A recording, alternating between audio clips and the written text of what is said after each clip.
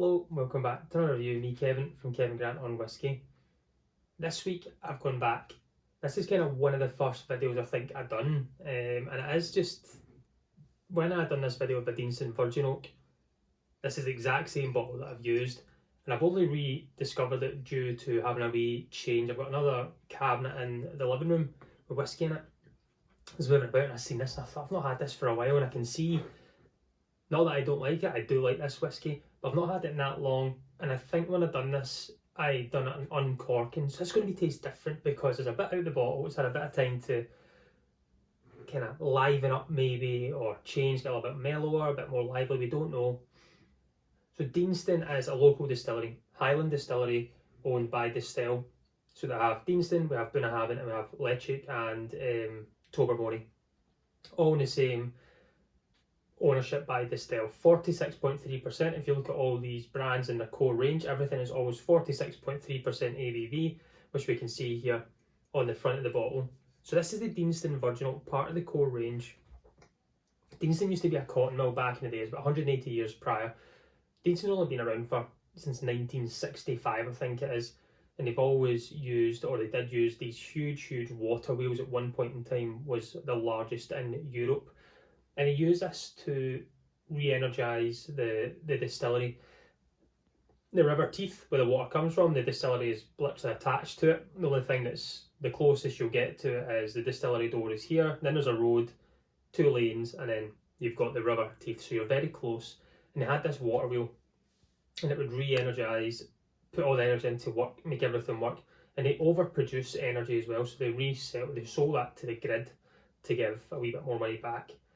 But I think it was about 2000, or was it 2000? I had to write it down here because I kept saying, 2020 is when they finally kind of upgraded again to a big fancy new wheel, which is not what they did have back in the day, because I think there's a lot more issues trying to maintain that. So I've got this big fancy new one now.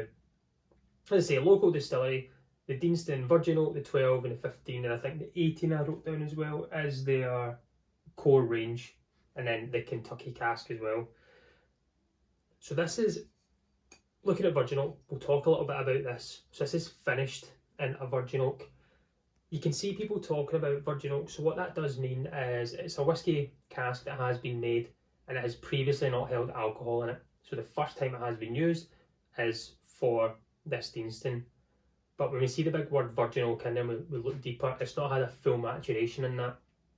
It's been a finish, so it's had refill bourbon, or first fill bourbon I think it was. It's finished, spent most of its life in from Kentucky, and then they've got the Virgin Oak.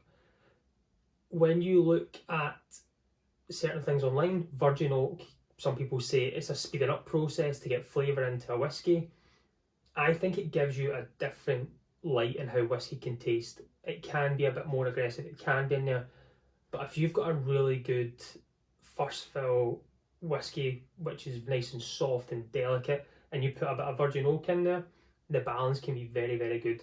A full Virgin Oak maturation I don't think I've actually tried, but I think it would be pretty different. But if I ever see it, I definitely would try.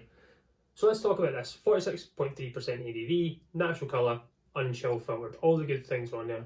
No age statement, we don't know how old it is. I'm going to think around about 6 to 7. And I don't know how long the finish in the Virgin Oak will be, potentially 12, 18 months. So on the nose, sweet, kind of like a wee Parma Violet hit to it. It's got a wee cherry Parma Violet. Apple, like zesty apple.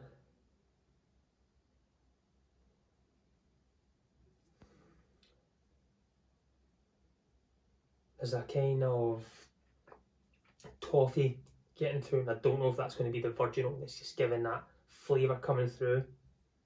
But toffee, zesty apple,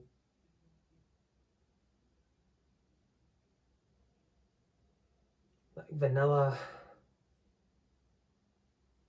ABV's not there. It doesn't smell like a 46%, it's got a kind of lighter nose to it. Not overly complicated. The Parma Violet comes back. It smells really nice. Well, let's try this in the palate. Slainte, everyone.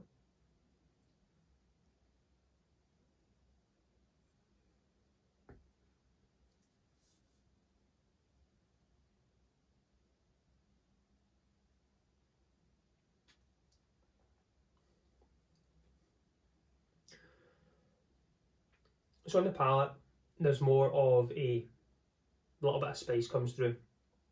At the end, big cherry notes as well. I feel I've got a big, it's close to that kind of bourbon taste, a really nice bourbon, something maybe like an Eagle Rare or something like that. It's got that nice, and I think that's where I'm getting the Parma Violet and that kind of cherry and a wee bit of spice.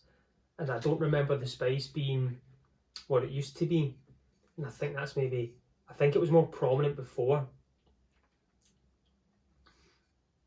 Good mouthfeel, slightly lighter than I remember. Kind of honey note coming through now.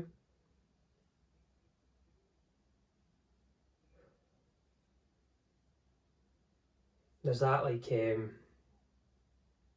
what would I say, it's like a peach Melba style coming through the nose now, just revisiting.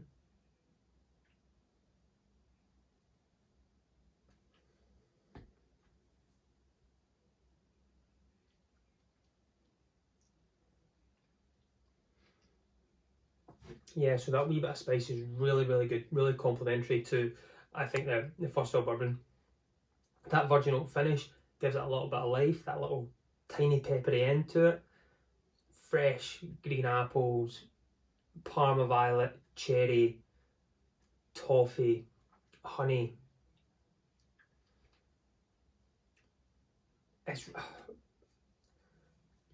I think if this was sitting more prominent on my shelf, there would be a lot more out of it. I've really enjoyed that kind of revisit to it.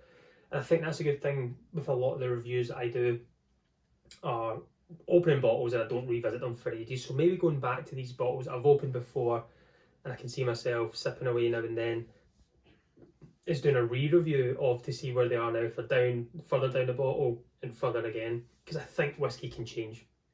No matter what the cask makeup is, I think whiskey can change to the better.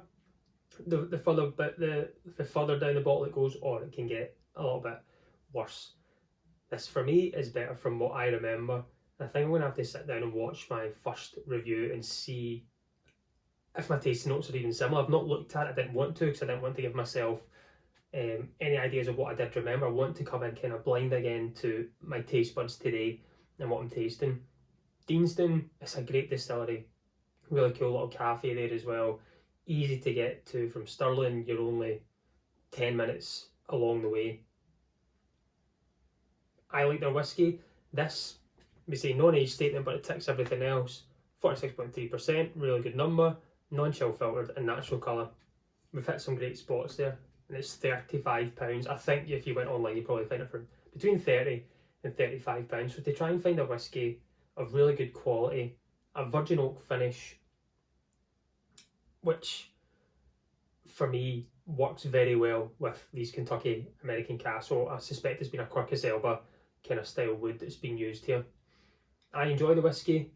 I would probably buy this bottle again once it's finished. I think I'll be having it for a while though. I'm trying to see if the date is on it from how long I've had this or when it was bottled at least. But I don't think there is a stamp on there. Because some bottles have got the wee etching stamps on it they put on to say, like, Glendronach's very good for it. You know exactly when that's been done. But this one I'm not too sure. Maybe someone out there will be able to let me know. But really good whiskey, really good bourbon notes to it. That wee bit of spice at the end I think is very good. A little bit different from those real sweet notes. It just kind of gives it an extra little level of flavour to it. Getting a kind of little bit slight fresh minty note now. Well, I'm going to go and sit back and enjoy it, you know me. But again, thank you everyone that's been tuning in, commenting, liking, following the channel. If you do like the content, please hit subscribe for weekly content. It's coming up to Glasgow Whisky Festival. I will be there. I'm really looking forward to it. It's one of my favourite whisky festivals of the year, so if I do, I might do another wee video. I've done one last year. I might do another wee video of the kind of the day, the build up to it and my favourite whisky, because last year I just got caught up in the moment. But I'm going to take a bit more time and find my favourite whiskies of the day and maybe pick a bottle or two up as well. We'll see how it goes. But I'm going to go and sit back. I'm going to enjoy the rest of this because I've not enjoyed it for a while and I'm really enjoying it just now. And I'll enjoy the rest of my night. But as always, I've been Kevin from Kevin Grant on Whisky. Join me next week. Let's talk whiskey. Thanks.